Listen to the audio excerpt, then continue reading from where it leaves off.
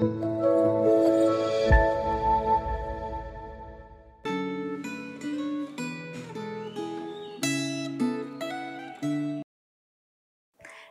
jemaat yang terkasih dalam Tuhan, kita akan kembali melanjutkan refleksi Gema kita pada hari ini. Namun sebelumnya mari kita masuk di dalam doa.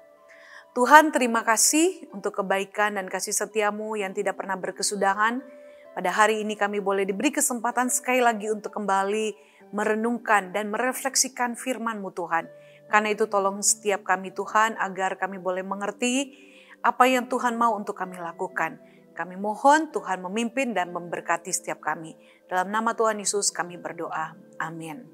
Saudara, refleksi Gema kita pada hari ini sudah sampai pada Yosua pasal yang ke-10.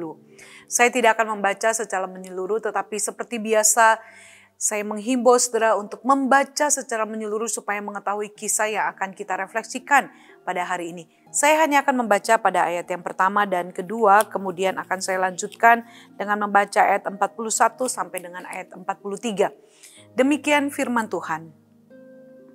Setelah terdengar oleh Adoni Sedek, Raja Yerusalem, bahwa Yosua telah merebut Ai dan telah menumpasnya, seperti yang dilakukannya terhadap Yeriko dan terhadap rajanya, demikianlah juga dilakukannya terhadap Ai dan terhadap rajanya, dan bahwa penduduk kota Gibeon telah mengadakan ikatan persahabatan dengan orang Israel dan diam di tengah-tengah mereka.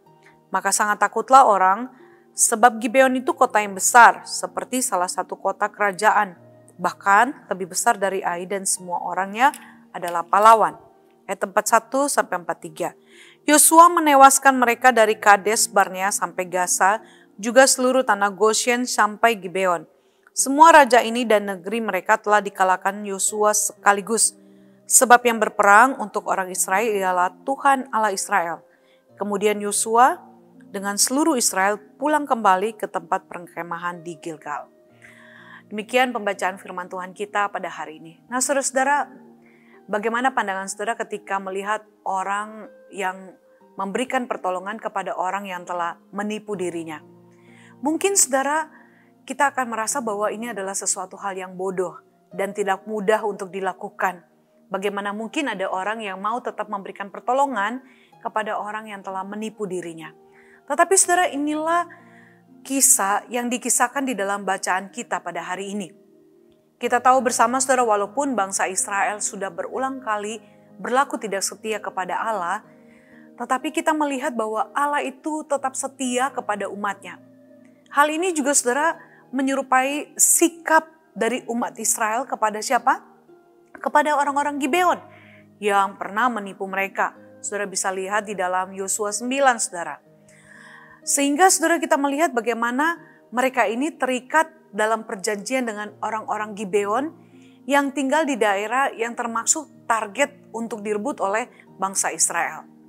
Namun sekalipun demikian saudara, saat orang-orang Gibeon itu memohon perlindungan, kita melihat bagaimana bangsa Israel meneladani apa yang dilakukan oleh Allah kepada mereka, di mana Allah tetap setia sekalipun berkali-kali bangsa Israel tidak setia. Orang Israel tetap setia terhadap apa saudara? Terhadap ikatan perjanjian yang telah terjalin dengan orang-orang Gibeon. Itu sebabnya saudara, mereka tetap bersedia berperang untuk apa? Menyelamatkan orang-orang Gibeon. Sekaligus saudara untuk merebut tanah perjanjian. Nah saudara, bagi bangsa Israel, ikatan perjanjian itu bukan sekedar perjanjian antara dua bangsa, melainkan saudara perjanjian atas nama Allah sendiri. Hal ini saudara bisa lihat di dalam pasal 9 ayat 18 sampai 19. Sehingga saudara, mereka tidak memperhitungkan penipuan yang sudah pernah dilakukan oleh orang-orang Gibeon terhadap mereka. Penipuan hanya dipandang sebagai masa lalu. Itu adalah sesuatu yang terjadi di dalam kehidupan mereka yang telah berlalu, saudara. Nah, dalam kondisi seperti ini, saudara, kita melihat bagaimana Allah juga sudah berjanji untuk apa? Ikut berperang, ya, atau memberikan kemenangan kepada bangsa Israel. Hal itu saudara bisa lihat di dalam pasal 10 ayat 8, saudara. Di mana Allah berperang secara langsung untuk apa? Untuk mengirimkan hujan batu. Dan saudara bisa perhatikan bahwa jumlah korban tewas akibat dari hujan batu itu begitu banyak daripada korban tewas saudara karena pedang pasukan dari bangsa Israel sendiri.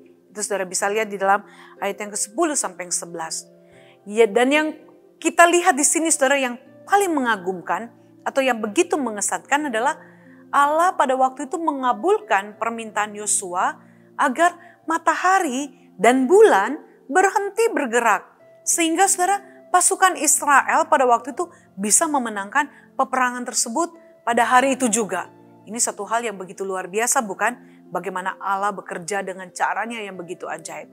Nah saudara, melalui peristiwa atau kisah yang kita baca ini saudara, kita dapat melihat atau kita dapat diingatkan kembali bahwa ketika kita menerima Tuhan Yesus sebagai Tuhan dan Juru Selamat dalam kehidupan kita, sebenarnya saudara pada saat itu kita sudah memasuki ikatan perjanjian dengan Tuhan Yesus. Di mana saudara, Dia menjadi Tuan atas diri kita, atas kehidupan kita. Dan kita ini menjadi hambanya.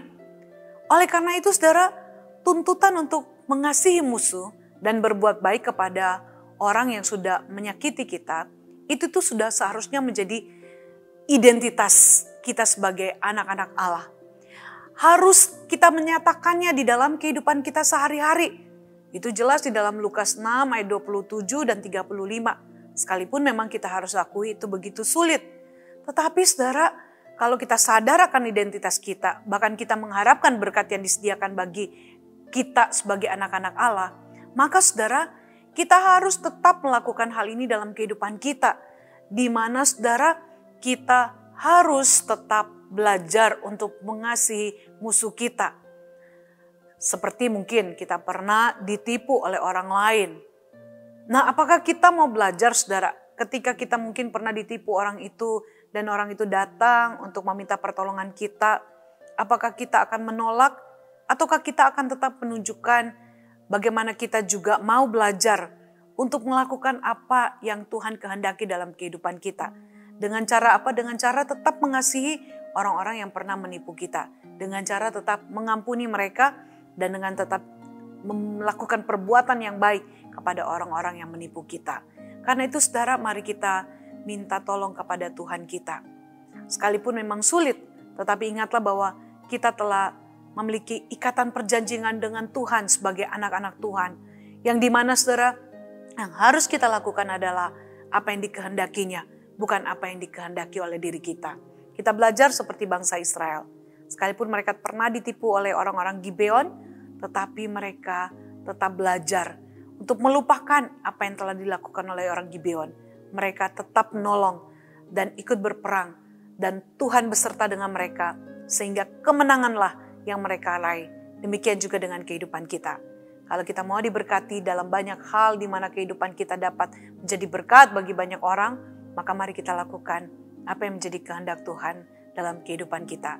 Sekalipun kita pernah ditipu orang lain, marilah kita tetap berbuat baik kepada orang yang telah menipu kita. Demikian firman Tuhan kita pada hari ini. Tuhan Yesus memberkati, mari kita masuk dalam doa.